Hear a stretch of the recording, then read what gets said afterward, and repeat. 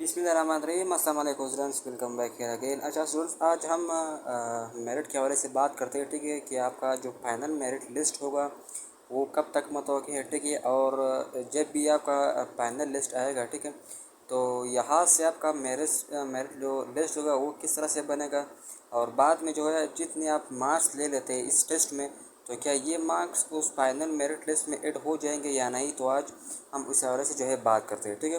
तो सबसे पहले आप लोग एक चीज़ ध्यान में रखें कि आपका जो एकेडमिक नंबर है, ठीक है, जिस बंदे का एकेडमिक नंबर 20% हो, ठीक है, यानी आपका जो डिग्री वगैरह होगा अगर वो फर्स्ट डिवीज़न से हो तो आपको 20 नंबर यानी 20% आपको मिलने ही मिलने हैं, ठीक है।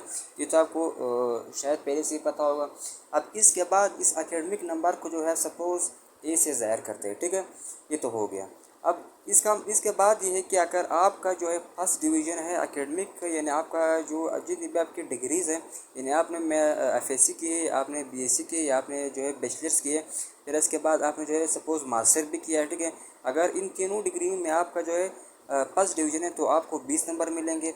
और इसके बाद अगर आपका इस 3 डिग्री में अगर आपका सेकेंड डिवीज़न है तो आपको 10 नंबर मिलने हैं, ठीक है। अगर आपका जो है थर्ड डिवीज़न है, मतलब आप फेल जो है तस्वर हो जाएंगे, तो फिर वहाँ उस केस में आपके जो मार्क्स है वो फिर आपको नहीं मिलने वाले, ठीक है, मतलब सिर्फ मार्क्स आपको मिल जाएंगे। अब इसके बाद क्या है, इसके बाद आपके ये पॉइंट आपको क्लियर हो गया। इसके बाद दूसरा जो आपके पास पॉइंट आपके प्रोफेशनल डिग्री के बारे में, देखिए प्रोफेशनल डिग्री के बारे में हमने वीडियो भी अपलोड कर दी थी। अगर आपको नहीं पता पहले वो वीडियो भी देख ले, ताकि आज तक भी आपका कंफ्यूजन है वो दूर रहे। तो प्रोफेशनल डिग्री के बारे में हम बात करें कि आपको अगर सपोज़ आप अगर प्रोफेशनल डिग्री है तो आपको 10 नंबर जो है मिलने हैं, ठीक है। सपोज़ अगर आपके पास बीएड वगैरह है या आपके पास पीटीसी की डिग्री वगैरह है तो आपको वहाँ से भी जो है 10 नंबर मिलने हैं, ठीक है। फिर इसके बाद अगर आपके प्रोफेशनल डिग्री में जो डिवीज़न है वो अगर आपके फर्स्ट डिवीज़न से है तो आपको 10 नंबर मिलने हैं। इसके बाद अगर आपका प्रोफेशनल डिग्री में सेकंड डिवीज़न है तो आपको 5 नंबर मिलने हैं, ठीक है। अब ये आपके 20 और 10 ये यहाँ से आ गए, ये हो गए टोटल 30। इसके बाद थर्ड पॉइंट है आपके पास क्या है कि आपके टेस्ट में जो मार्क्स होने हैं, टेस्ट में आपने 70% मार्क्स होना लाजमी है, ठीक है। अब 70 का मतलब है कि आपने 100 में से आपने 50 मार्क्स ज़रूर लेने हैं, यानी 100 में से हमने 70% आपने ज़रूर लेना है। अगर आपका टेस्ट में जो है 50 से कम मार्क्स है, मतलब आपका 49 नंबर भी है, तो आपका टेस्ट फेल तस्वुर होगा, ठीक है। अब कुछ अफवाहें भी फैलाई जा रही है कि शायद इस दफ़ा ये हो जाए जीसीसीएल की तरह जो पिछली दफ़ा हुआ था कि बहुत सारे स्टूडेंट्स फेल हुए थे, फिर उन्होंने क्या किया, उन्होंने से पासिंग मार्क्स 40 रखवाए थे। अब इस दफ़ा शायद ये भी हो जाए कि इस पीके वालों की तरफ से कि आपके पासिंग मार्क्स जो है वो 40 रखा जाए या फिर 45 रखा जाए, ताकि जितने भी फेल कैंडिडेट्स हैं उनका भी थोड़ा वो हो जाए, ठीक है। अब जो थर्ड पॉइंट है वो आपके पास ये है कि आपके टेस्ट में जो है 70% मार्क्स लाना ज़रूरी है, ठीक है। अब अगर आपके सपोज़ अगर आपके टेस्ट में 60 नंबर है, ठीक है, आप टोटल आपके 100 MCQs है, उस 100 MCQs में से आपने 60 नंबर ले लिए। अब इस 60 नंबर को जो हम सी से डिनोट करेंगे, ठीक है।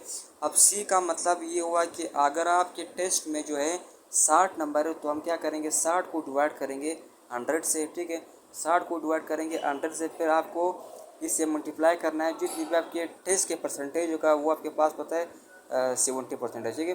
अब इसको अगर आप कैलकुलेट करें तो इसको अगर आप कैलकुलेट करें तो एक ज़ीरो इस ज़ीरो के से कैंसिल हो जाएगा, फिर दूसरा ज़ीरो इसके साथ कैंसिल हो जाएगा।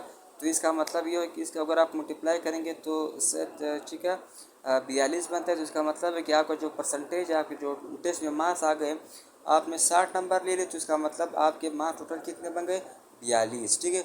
फिर इस 42 में जो है आपने एडिशन करना है। अगर आपका एकेडमिक नंबर अगर आपकी डिवीजन है फर्स्ट डिवीजन से तो आपने इसमें 20 ऐड करना है।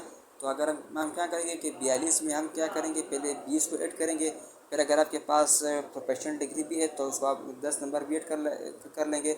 इसी तरह से आपके जो टोटल मार्क्स हैं वो कितने बनेंगे, 72 मार्क्स बनेंगे, ठीक है। फिर अगर आपकी जो है प्रोफेशनल डिग्री आपके पास नहीं है तो फिर आप 10 काट देंगे, आपके जो मार्क्स होंगे फिर वो 62 बनेंगे, ठीक है। इस तरह से जो आपका एग्रीगेट बनता है। अब इस एग्रीगेट को लेके आपका जो फाइनल मेरिट लिस्ट जो है ईद से पहले या ईद के फ़ौरन एक हफ्ते बाद जो है इशू हो जाएगा। अब बाकी जो है जो आपके सेकेंड डिवीजन अगर आपका है तो फिर आपके जो मार्क्स है वो फिर 57 के करीब हो जाएंगे, ठीक है। तो मिलते हैं नेक्स्ट वीडियो में, तब तक के लिए अल्लाह हाफ़िज़।